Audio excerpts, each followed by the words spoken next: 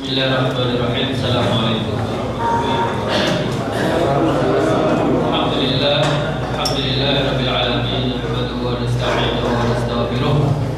Wa na'udzu billahi min shururi anfusina wa min sayyiati a'malina. May yahdihillahu fala mudilla lahu wa may yudlilhu fala hadiya lahu. Asyhadu an la ilaha illallah wahdahu la syarika lahu wa asyhadu anna Muhammadan 'abduhu wa rasuluhu. Allahumma shalli 'ala Muhammad wa 'ala ali Muhammad kama shallaita 'ala Ibrahim fil 'alamin innaka Hamidum Majid. Ikhwatan rahimakumullah, langsung saja kita teruskan kajian kita seputar Kitabul Janaiz.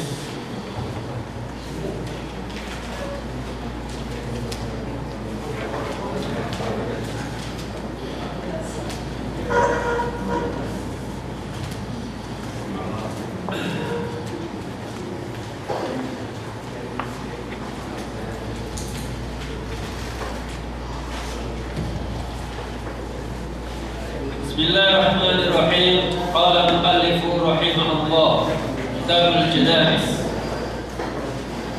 Hadis yang ke-521, jika sama ya. Sama enggak? Nomor hadisnya ada berbeda. Berbeda itu Berapa? 45. Tapi insyaallah saja sama ya. An Abi Hurairah radhiyallahu ta'ala anhu qala qala Rasulullah sallallahu alaihi wasallam aqdiru dzikra hadhihi al-ladzat al-maut rawahu at-Tirmidzi wa an-Nasa'i wa sahahahu Ibnu Hibban. Dari Abu Hurairah, semoga Allah meridainya, berkata, Rasulullah sallallahu alaihi wasallam bersabda, perbanyaklah mengingat-ingat hadhil ladzat, yaitu memutus kenikmatan, al-maut, yaitu kematian. Hadis ini diriwayatkan oleh At-Tirmidzi dan Nasa'i dan disahihkan oleh Ibnu Hibban. Ikhwati rasyadakumullah, Rasulullah sallallahu alaihi wasallam menekankan kepada kita semuanya untuk senantiasa mengingat-ingat akan kematian. Ini menunjukkan bahwa secara umum manusia itu mereka pura-pura tidak mengetahui bahwa kita ini akan menghadapi atau akan menjumpai yang namanya kematian. Jadi secara umum sesungguhnya kita semuanya tahu, setiap yang bernyawa merasa, fitrah manusia merasa bahwasanya dirinya akan mengalami kematian. Kullu nafsin dha'iqatul maut, pasti akan merasakan kematian. Cuma bedanya adalah sekalian, ya semuanya merasa saja. Kita ini pura-pura tidak merasa, pura-pura tidak tahu bahwasanya kita akan mengalami kematian. Seandainya sekalian kita ini sungguh-sungguh menyiapkan diri, senantiasa mengingat, dan mengingat itu bukan berarti hanya ingat, cuma diingat dok, bukan. Maksudnya adalah apa yang telah kita persiapkan untuk menyambut tamu tersebut. Jadi kalau hanya tahu, kalau seorang tahu, makanya orang yang tidak pernah beramal soleh pun juga tahu bahwasanya dia akan mati. Namun di sini sekalian ditekankan bahwa zikir, mengingat-ingat, yaitu dengan mencari bekal. Mencari bekal, mempersiapkan diri apa yang akan kita bawa. Sebagaimana firman Allah Subhanahu wa taala, ya ayyuhalladzina amanu taqullah. Ya ayyuhalladzina amanu ittaqullah. Wal tanzur nafsum ma qaddamat lighad. Hai orang-orang yang beriman, bertakwalah kalian semuanya kepada Allah Subhanahu wa taala, lalu hendaknya setiap jiwa wal tanzur nafsun ma qaddamat lighad. Setiap jiwa, setiap kita, apa yang telah kita siapkan untuk menghadapi hari esok. Maksud hari apa? Hari akhirat. Allah mengingatkan, Rasul kita pun juga telah mengingatkan. Kan kalau kita membaca buku tentang akhir zaman dewa sekalian, ternyata kita ini sudah nampaknya tanda-tanda dekatnya kiamat itu sudah sangat dekat sekali. Bahkan para ulama itu ketika melihat peristiwa yang sekarang terjadi di Timur Tengah, secara khusus di Biladus Syam, ada yang mengatakan, menafsirkan bahwa ini pertanda munculnya khilafah Islamiyah, ada pertanda seperti itu. Karena memang akhir zaman nanti itu akan ditengarai, di antaranya akan ada huru-hara, perperangan di antara kaum muslimin, pertempuran yang sangat hebat. Setelah itu kemudian dengan kaum musyrikin, kaum kafir. Lalu muncullah nanti itu Dajjal dan sebagainya. Artinya bahwa yaumul akhirah, datangnya kiamat, nampaknya sudah tinggal menunggu waktu saja.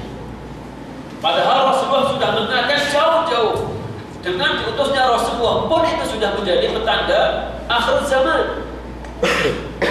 Rasulullah dari kita berapa tahun ini? 1400 tahun.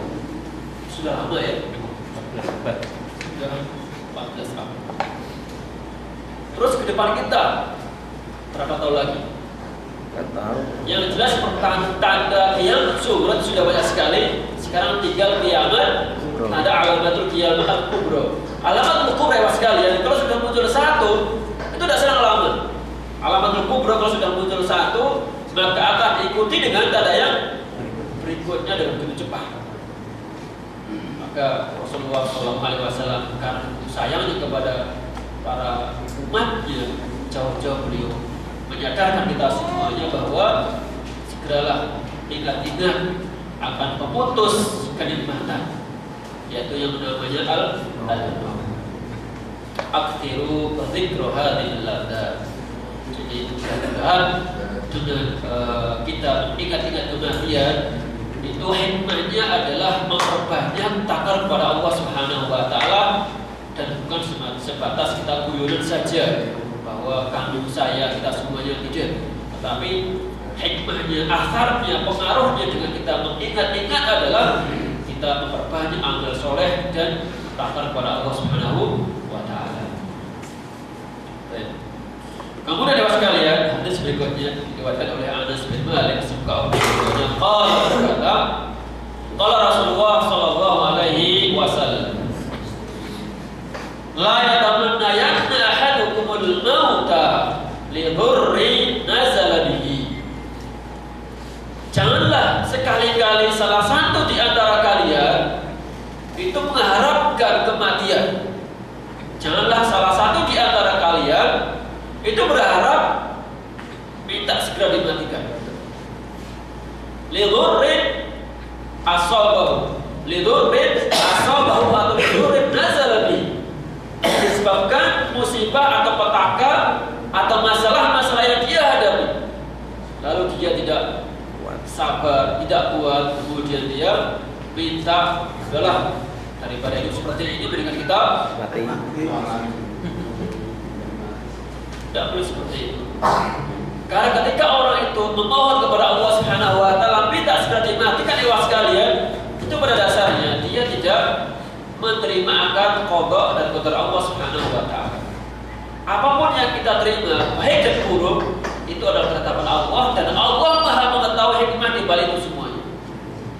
Untuk itu apabila kita mendapatkan suatu masalah musibah, maka disyariatkan kita baca inna lillahi wa inna ilaihi raji'un, dan kembali kepada Allah Subhanahu wa taala. Namun dewa sekalian, apabila betul-betul musibah yang menimpa kita itu sungguh sangat luar biasa dan kita tidak mampu menanggungnya, fa ikana la budda mutamandiyan, apabila kita harus minta kematian, maka Islam pun juga mengasih solusi atau cara. Maka fal yaqul, hendaknya salah satu di antara kalian apabila terpaksa harus minta kematian, maka ucapkan Allahumma ahyini ma kanatil hayatu khairan li. Ya Allah, hidupkanlah aku jikalau hidup ini memang akan membawa kebaikan bagiku. Ini menjelaskan laki-laki. hidupkan ya Allah. Misalnya dia sakit, sudah diobati kesana kesini bertahun-tahun tak sembuh-sembuh, keluarga sudah sangat capek sekali, plus harta sudah tipis, maka biasanya keluarganya sudah mengikhlaskan kapan gitu ya, mati. Si yang sakit pun juga merasa malu. Akhirnya kadang-kadang ada di antara mereka kemudian minta mati. Tidak berlangsung seperti itu. Kalau memang harus seperti itu, maka doalah, ya Allah sembuhkanlah saya, hidupkanlah saya. Jikalau hidup nanti itu membawa keberkahan, membawa kebaikan bagi kita dunia wal akhirah. Allahumma ja'al hayatalana ziyadatan fi kulli khairin. Ya Allah, jadikanlah kehidupanku ini adalah mendatangkan segala kebaikan. Yang kedua doanya adalah sekalian, wa tawaffani idza kanatil wafatu khairan li. Dan matikanlah aku ya Allah jikalau kematianku itu adalah membawa kebaikan bagiku. Islam pun juga mengajarkan seperti itu kan berdoa. Allahumma waj'al mauta lana apa?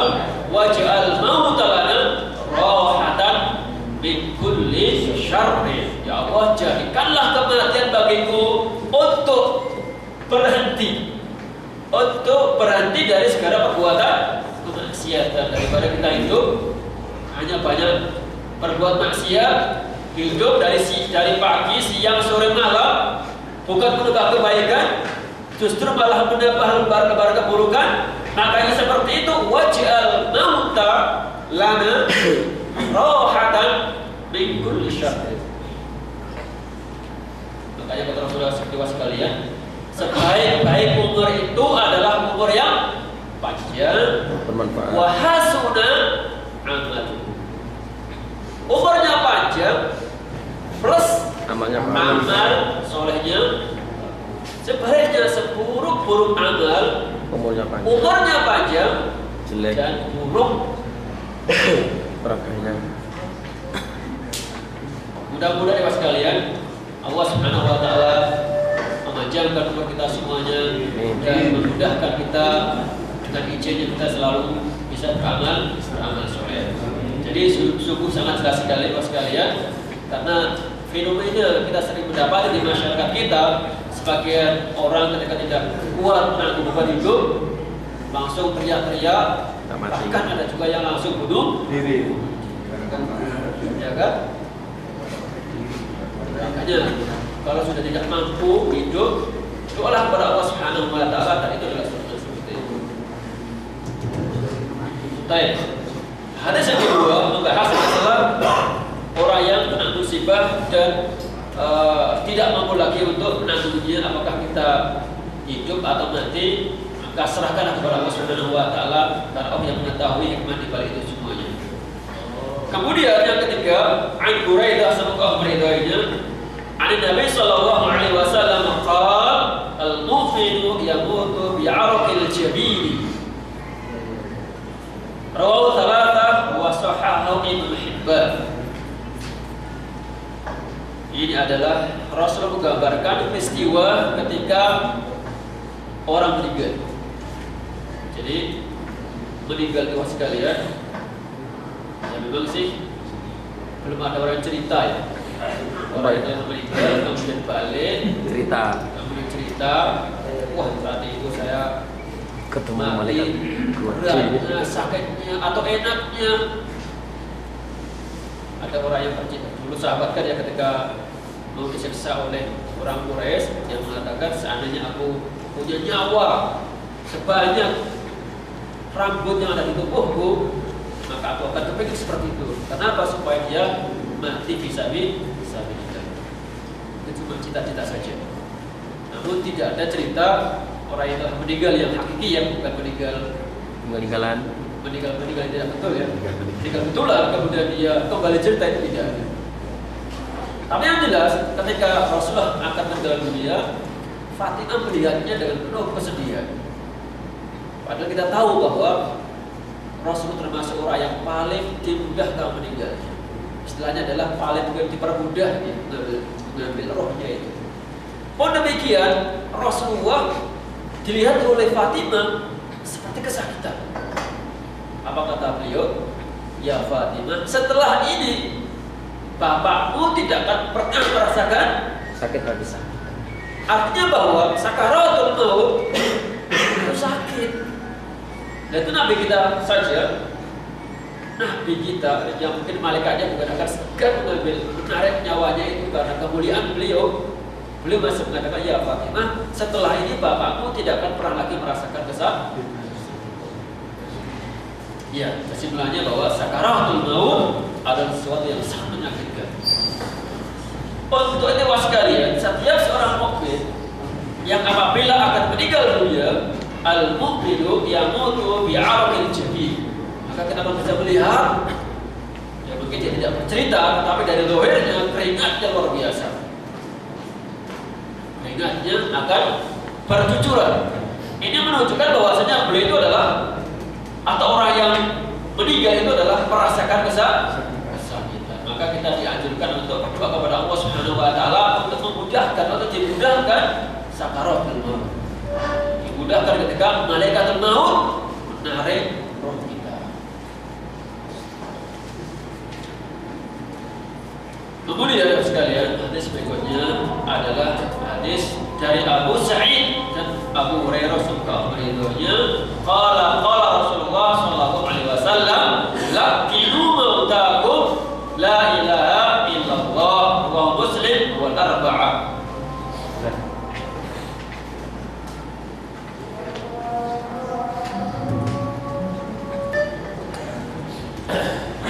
Jadi Rasulullah sallallahu alaihi wasallam bersabda, laqinu mautakum la ilaha illallah. Talqinlah mautakum dengan kalimat la ilaha illallah.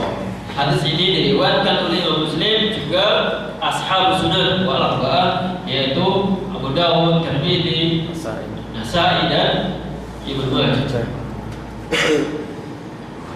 Kawan sekalian, hadis yang ada ini kalau kita lihat di kampung kita paling banyak diamalkan. Jadi hadis yang kita baca ini di kampung kita, di desa kita paling banyak diamalkan oleh masyarakat. Oh, tadi sudah bagus. Ya.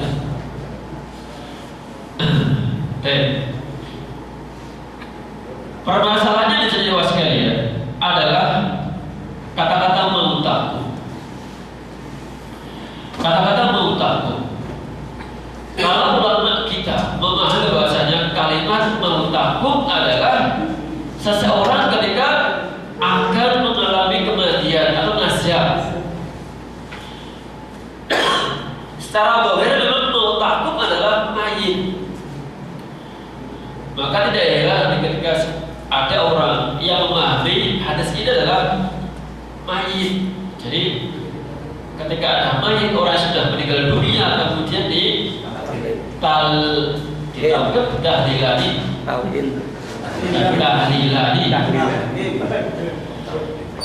bukan ditalqin, orang sudah mati ditalqin. Berangkatnya itu kan talqin. Berangkat kuburannya kan talqin. Coba sekarang, kalau mau tahu ini diartikan sebagai mayit, coba sekalian. Lafaz sebelumnya adalah laqinu, bukan ulu. Tetapi laqinu, talqin itu adalah mengingatkan, mengajari. Ya kan? Jadi talqin itu adalah membimbing, mengajari. Bimbinglah. Kalau misalnya kita artikan mautakum adalah mayit, bimbinglah mayitmu itu dengan kalimat la ilaha. Pada kata Rasulullah, mangkana akhiru kalamihi la ilaha illallah Kalau jannah. Mangkol. Berarti masih hidup kan? Ya.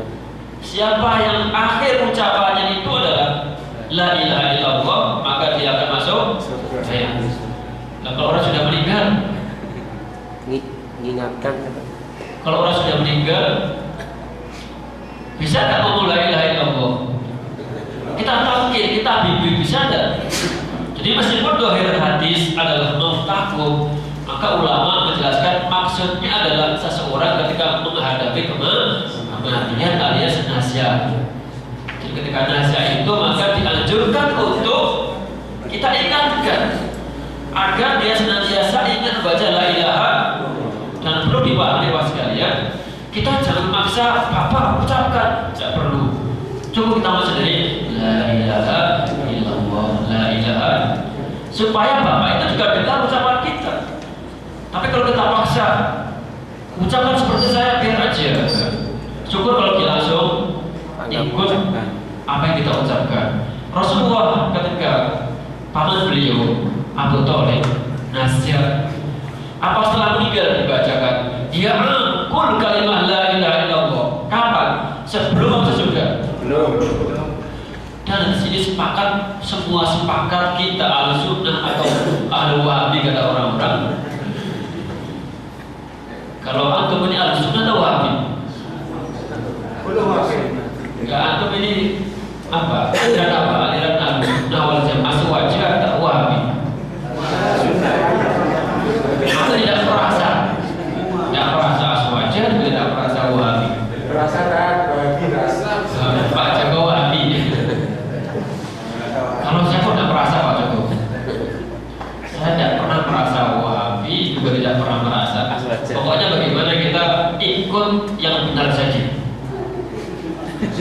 Seandainya orang yang dikatakan Wahabi itu memang yang diamalkan adalah Al-Quran dan As-Sunnah, itu yang kita ikuti. Demikian pula orang yang menyatakan dirinya Aswaja, apabila ada amal-amal yang dia kerjakan sesuai dengan Al-Quran dan As-Sunnah, ya kita ikuti. Kita tidak terlalu fanatik harus kelompok tertentu. Baik. Jadi ini yang menjadi permasalahan kalimat mau takut. Sebagian orang memahami ini kan jelas lafaz mau takut mayit. Ya sudah, kita takkir meskipun sudah meninggal. Kira-kira ada manfaatnya tidak? Ya tidak ada manfaatnya. Jadi Bapak sekalian, maksud daripada talqinu mautakum la ilaha illallah adalah bimbinglah, ingatkanlah orang yang akan meninggal ketika nasya itu dengan kalimat la ilaha illallah.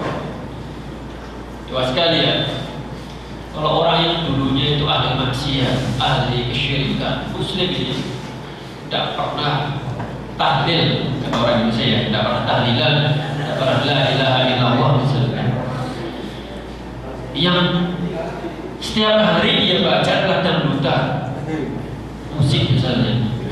Ketika meninggal, kira-kira yang mudah diucapkan itu kalimat tahlil atau kalimat dangdutan?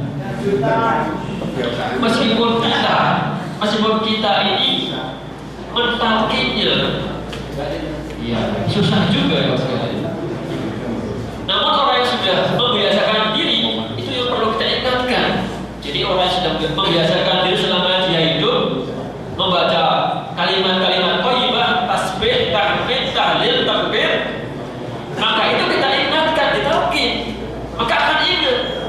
Tetapi kalau orang yang tidak merasa sama sekali, bahkan selama hidupnya telinganya penuh dengan hal-hal kemaksiatan, kita akan pakai dengan abi, umi, atau siapa saja, qul la ilaha illallah, maka akan dia menggelengkan kepalanya, kemudian yang keluar adalah kalimat-kalimat sayyi'ah, musik-musik yang biasa dia dengar.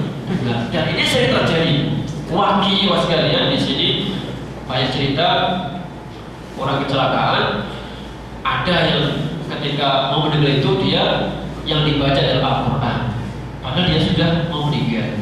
Sebaliknya kecelakaan, ternyata orang itu bukannya dibaca kalimat tauhid, tahlil, melainkan musik, karena dia selama hidupnya itulah yang sering dia dengar. Apalagi pas di dalam mobil yang disetel adalah dangdutan, kecelakaan, sudah itulah akhir kalimatnya. Itulah akhir kalimatnya. Wal'iyadzubillah. Maka Rasul mengatakan, maka akhiru kalamihi la ilaha illallah dakhala jannah. Dan kata-kata semacam ini bukan hanya kalimat kosong ya Pak sekalian, karena orang kafir pun juga bisa mengatakan la ilaha illallah, tapi kadang tidak bermakna. Kenapa? Tidak tahu artinya.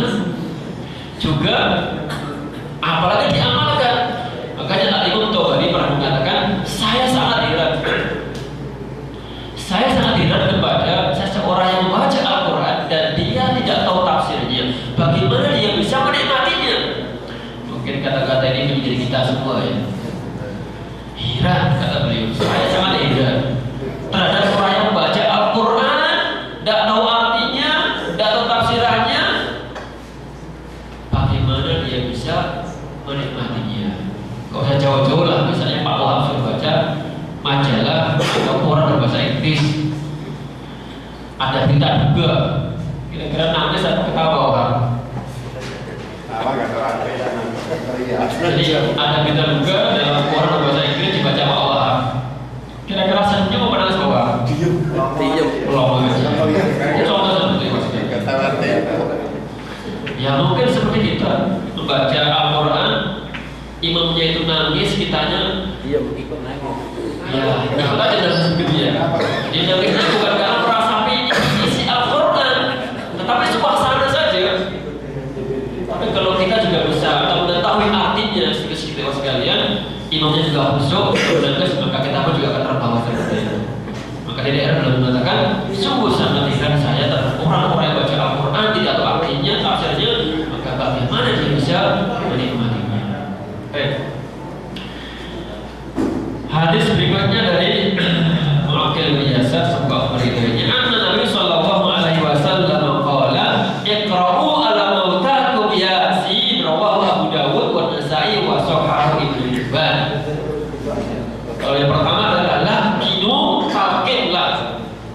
Kalau yang pertama adalah lakinu talqinlah. Kalau yang kedua apa di sini? Bacalah. Iqra'u, bacakan. Wah ini Pak kesenangannya Pak Iqbal di Indonesia Bapak.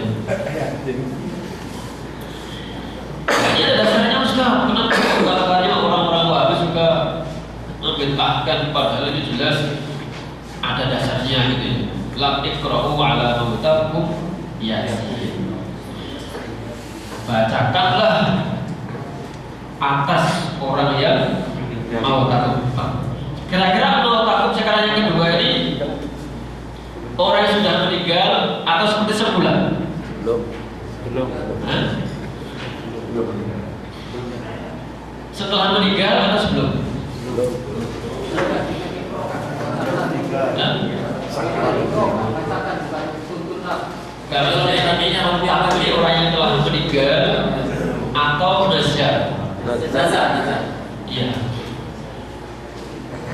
Hadis yang pertama adalah sama juga nazar sebelum dia meninggal, dan yang kedua iqra'u ala mautakum di sini bukan mayit, tetapi ketika akan datang kematian.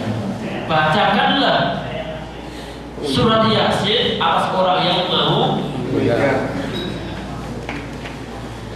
Kalau di Indonesia begitu betul ya? Betul juga ya? Kalau sebelum? Setelah. Sebelum ya? Sebelum ada Kalau setelah mati nggak ada. Oh gitu. Jadi kalau sebelum adalah Yasin dan setelah adalah Al-Ilah. Penjelasan hadis yang iqra'u ala mautakum Yasin, teman-teman sekalian. Ternyata hadis ini oleh para muhaddisin itu dinyatakan sebagai hadis yang dhaif. Tapi kenapa oleh Ibnu Hajar kok dimasukkan dalam kitab ini gitu ya? Ya memang dalam kitab ini meskipun ditulis semua hadis tidak menjamin semuanya sahih.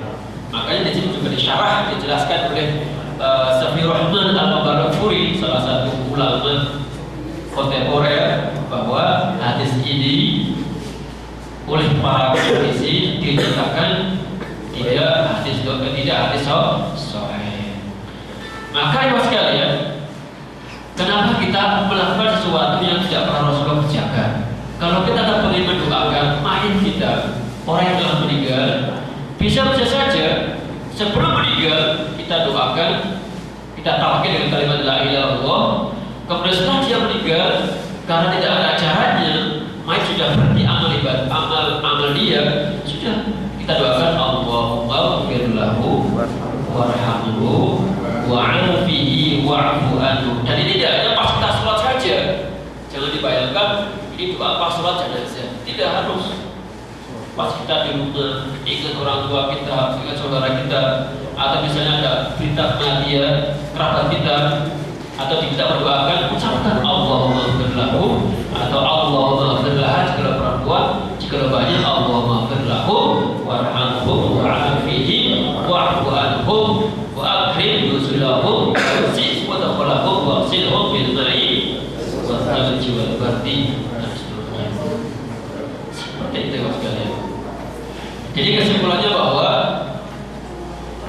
hadis yang menyatakan tentang keutamaan surat Yasin dibacakan ketika mayit, ketika seorang jenazah adalah hadisnya tidak sahih.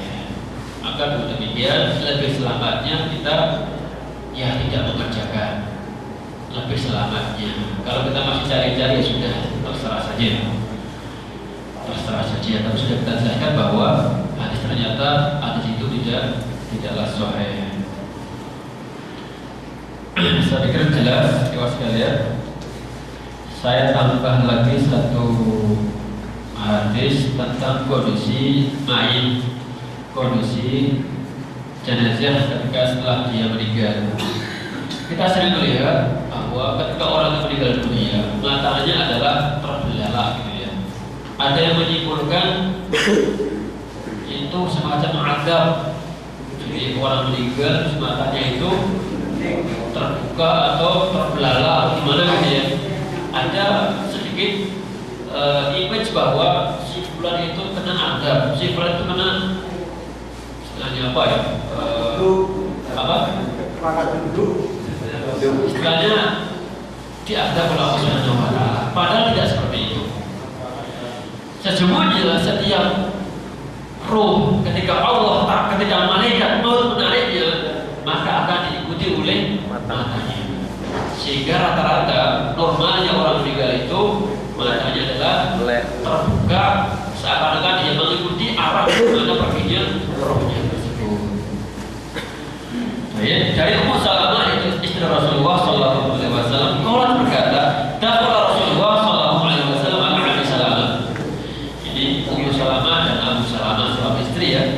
Jadi Ummu Salamah itu istri Rasulullah setelah sepeninggalnya Abu Salamah. Ketika Abu Salamah sakit bekas perang Badar, perang Uhud ya. Dia luka dan akhirnya dengan luka itu dia meninggal. Rasulullah masuk ke kamarnya. Wa qad syaqqa basaruhu fa aghmadahu. Melihat mata Abu Salamah ini terbuka. Lalu Rasulullah menutupnya. Jadi matanya terbuka, lalu Rasulullah menutupnya. Dan ini adalah sunnah yang sekalian. Jadi ketika kita melihat jenazah meninggal dan matanya masih terbuka, maka sebisa mungkin kita, kalau masih baru bisa ditutup ya, kalau masih baru. Tapi kalau sudah lama, misalnya mati tidak ada yang lihat, sudah setengah hari, 1 hari, 3 hari, biasanya susah dikembalikan. Kalau seperti itu, makanya disunahkan itu ketika dikafani, kan matanya kemudian ditutup dengan kapas. Tapi kalau masih gampang, masih lemas, lalu sama Rasulullah kemudian ditutup. Lalu beliau kemudian bersabda, "Tsumma qala inna ruha idza qubida ittaba'ahu al-basaru." Sesungguhnya roh apabila Allah tarik, apabila Allah ambil, maka akan diikuti oleh pandangan matanya. Jadi jelas sekali, jadi ketika orang itu meninggal, maka matanya akan mengikutinya, dalam arti akan melek. Kemudian wajad nas min ahli, seketika keluarganya pada nangis yang luar biasa. Maka kemudian dijelaskan oleh para ulama, maksudnya karena mereka itu masih korek minal jahiliyah, belum lama lagi kebudayaan jahiliyah. Jadi wajar orang-orang jahiliyah kalau meninggal salah satu kerabatnya, mereka ada menyobek baju, mencabut-cabut rambut dan lain sebagainya. Demikian pula ketika Abu Salamah meninggal juga seperti itu. Tapi ini ketika orang jahiliyah. Berarti kalau nggak salah berarti tahun ke-2 Hijriah kan. Lalu Rasul bersabda, "La tad'u 'ala anfusikum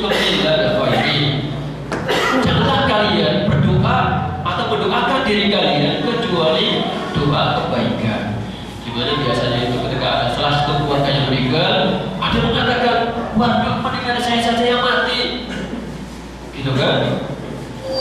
Jadi salah satu keluarga sudah meninggal, lalu dia mengatakan, udahlah daripada kamu mendingan Saya. nanti dia juga mati. Sudah mati keluarganya, dia pun juga ikut. Maka tidak bisa seperti itu. Atau doa-doa yang buruk. Maka la tad'u ala anfusikum illa khairin. Janganlah berdoa atas diri kalian kecuali kebaikan. Fa innal malaikata tu'minu ala ma taqulu. Karena para malaikat itu akan mengaminkan apa yang ada. Katakan. Nah kalau seperti itu, ya Allah, daripada dia mati dengan saya, masuk dia mati juga. Mati beneran. Maka kata Rasulullah, jangan riak-riak, jangan rame-rame, namun doakan si mayit. Bagaimana?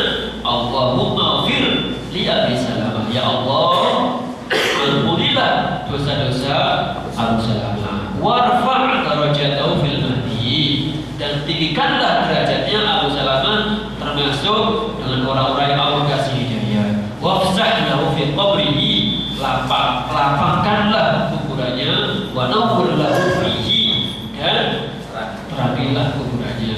Wa khlif fi akhiri, dan pula berilah ganti keluarganya dengan ganti yang lebih baik. Dan ternyata Ummu Salamah mendapatkan ganti yang lebih baik dari Abu Salamah. Siapa itu? Rasulullah SAW.